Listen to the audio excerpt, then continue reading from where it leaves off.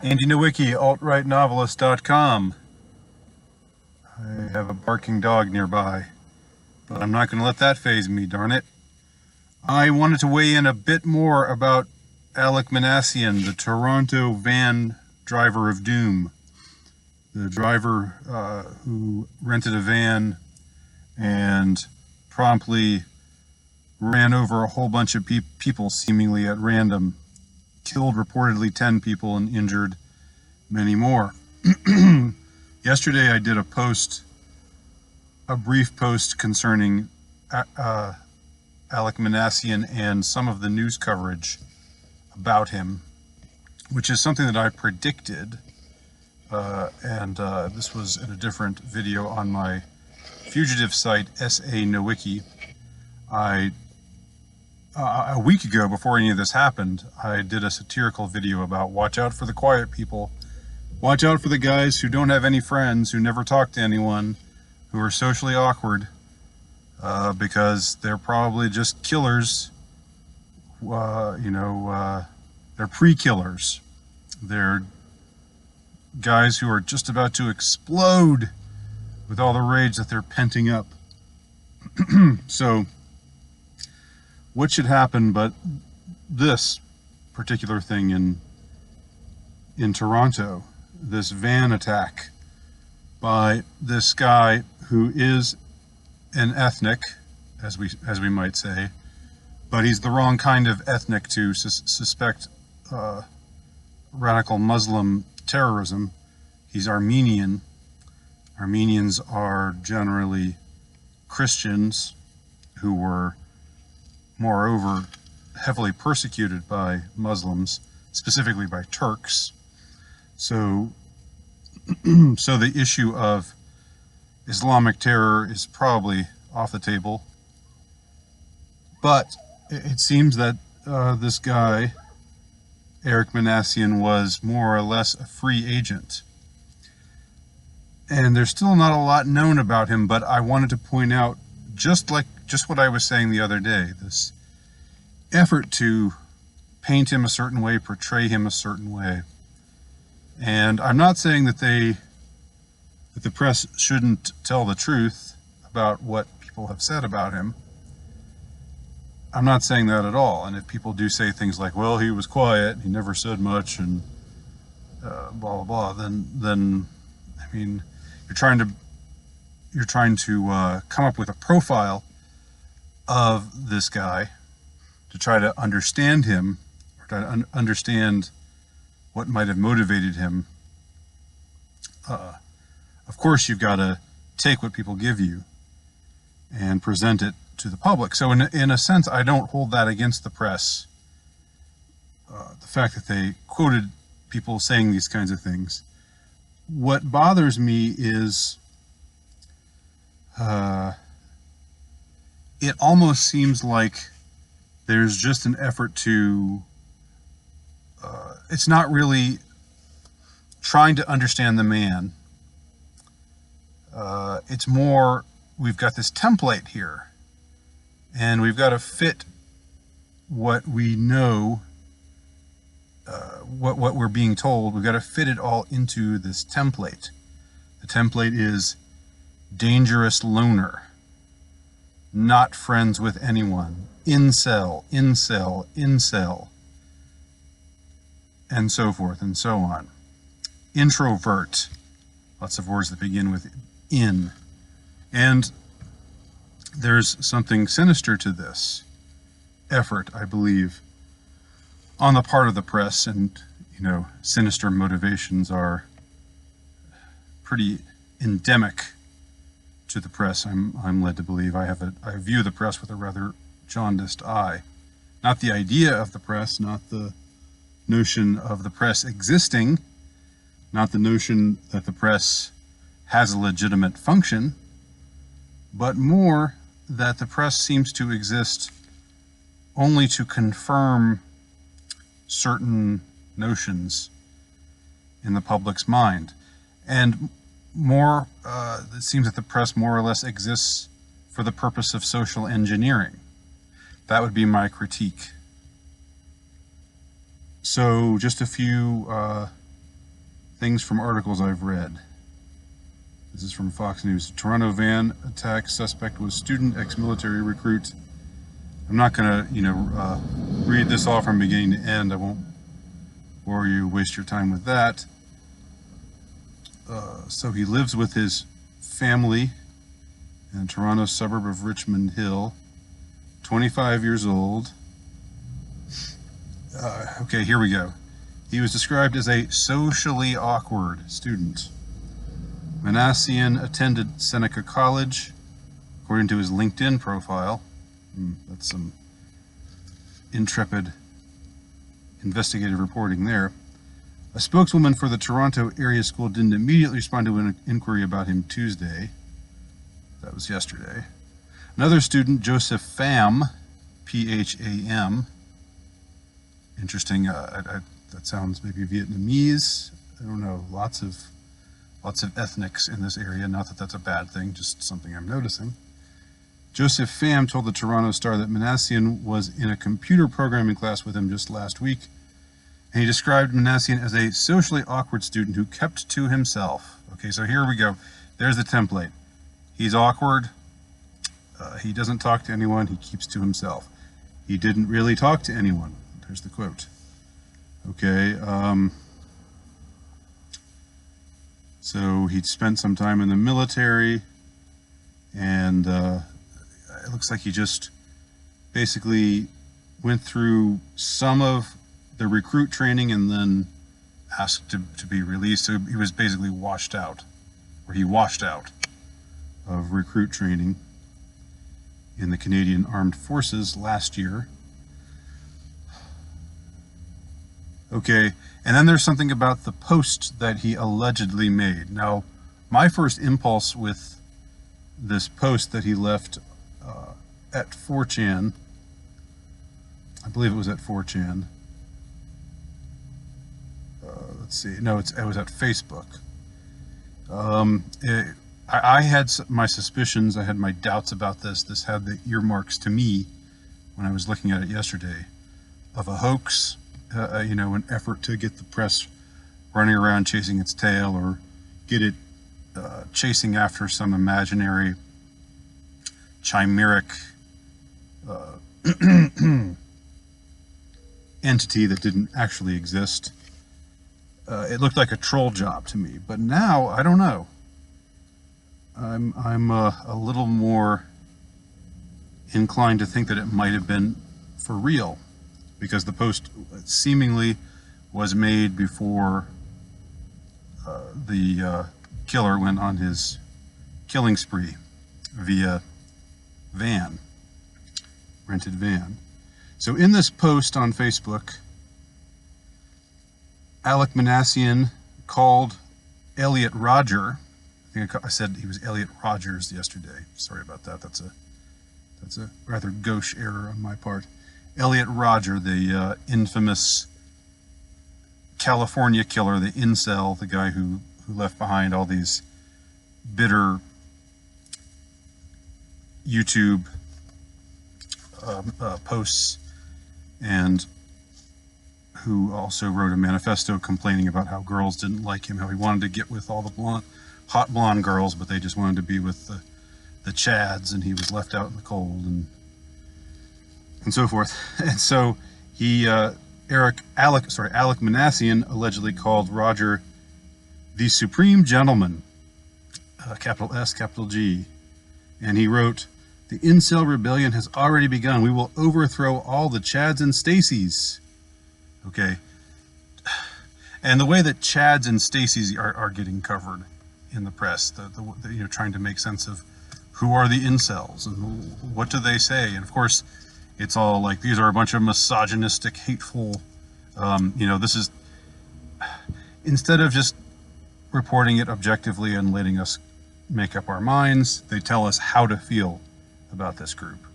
I don't doubt that there are people among this incel group who are misogynistic and who are hateful and, maybe deserve to be called out for some of the things that they've said. But just, let things speak for themselves instead of trying to, and don't, there's something really highly dishonest to me about so many things that the press does. I have a real animus towards the mainstream press, as you can see. Okay, so his Facebook post mentioned that private recruit Minassian is speaking. Then Facebook took this down soon afterwards. So let me just look at a couple other articles written about the guy. So he's reported to have engaged in some weird behavior. He went to a special needs school. Here we go. Toronto van suspect reportedly attended special needs program, made unusual noises.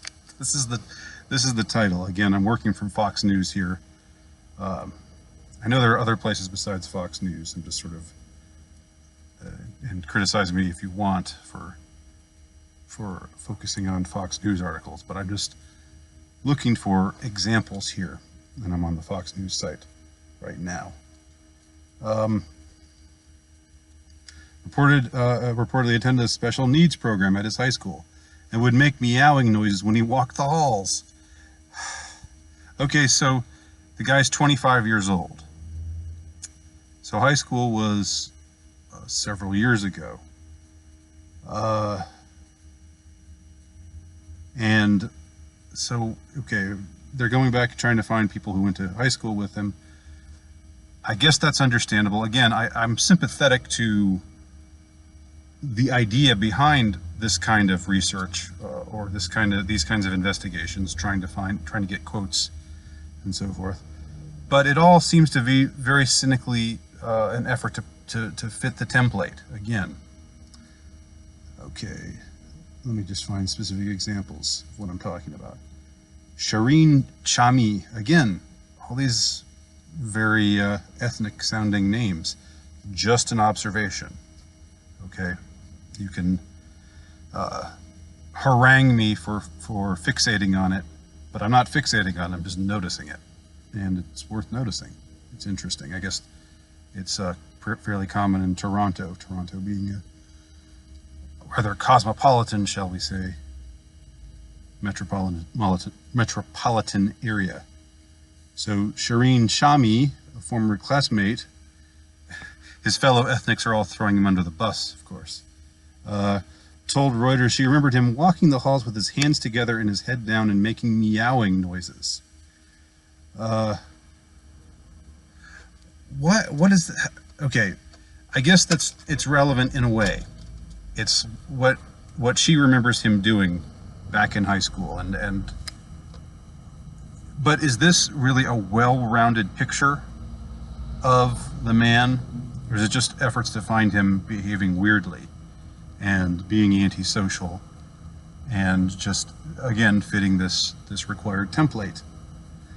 So she went on to say he wasn't a social person, but from what I remember, he was absolutely harmless. Aha! See, there you go. There we go again. And this was the point I was making in my satirical video on Essay No Wiki. It's like, oh, well, he seemed harmless. He was quiet. He didn't talk to anyone, but he seemed harmless. And then the guys who seem harmless are the ones who always do things like this. And what is the message that we're left with? The message that we're left with would seem to be social engineering, training people to be suspicious of introspective individuals. This is what I would say. This is my interpretation of what they do, what they're doing here. Okay, Ari Bluff, who attended Thornley Secondary School with Minassian, told CBC News he wasn't overly social and would often be alone. Okay, again, I'm sighing as I read these things. I'm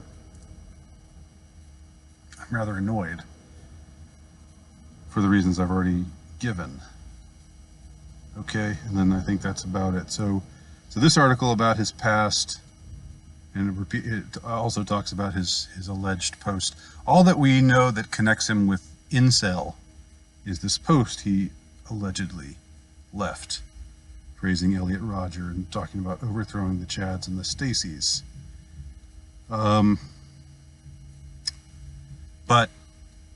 But it seems that I'll bring this to a close, I think, because it looks like I'd better probably move my car here in a second. And I think I'm pretty much done with what I'm trying to say for now about all of this. I'm going to keep following this story because it interests me. But so again, you have these articles which talk about his background, and these are just some examples. There, other places, other news outlets, very similar things. He was quiet. He didn't talk to people. He was socially awkward. And here he's walking down the hall. He was a special needs student, which we don't know exactly what his alleged special needs were. What he was diagnosed as, or it's not given here. I've heard other people say it was Asperger's, but I think they've stopped diagnosing people as Asperger's, if I'm not mistaken. It's now seen as the autism spectrum, if I'm up on my current terminology. But again, article after article after article, and yeah, they are filling a need. They do have to tell us something about the man, but try to be well-rounded. Try not to just think, what can we do to make him look freakish, or what can we do to paint this picture of him? See, that's what makes me suspicious that social engineering is afoot. The fact that they're so eager to find these people saying, oh yeah, he was so weird. He was so weird. He never talked to anyone. He was so weird. He just kept to himself. He was so weird. He was socially awkward.